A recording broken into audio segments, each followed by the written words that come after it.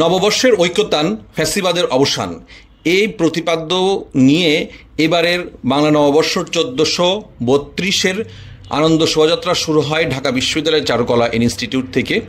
বেলা 9টায় এই শোভাযাত্রা শুরু হয়ে শাহবাগ হয়ে এই শোভাযাত্রাটি আবার যায় হচ্ছে দোয়েল চত্বর হয়ে শহীদ মিনার হয়ে আবার চারুকলা ইনস্টিটিউটে শেষ হয় সকাল 10টা 30 মিনিটে। এই শোভাযাত্রায় ছাত্র জনতা, শিক্ষক সহ বিদেশি শিক্ষার্থী এবং অনেক পর্যটকও অংশগ্রহণ করেন।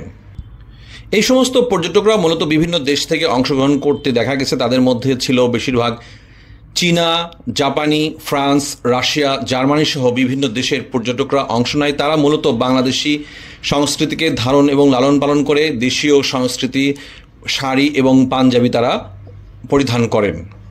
অভিজ্ঞতা কেমন এই বিষয়ে জানতে চাওয়া হলে চীনের একজন নাগরিক বলেন, খুবই ভালো লাগলো, খুবই আনন্দিত, ইনশাল্লাহ, বিসমিল্লাহ ও আলহামদুলিল্লাহ। আচ্ছা, ধন্যবাদ।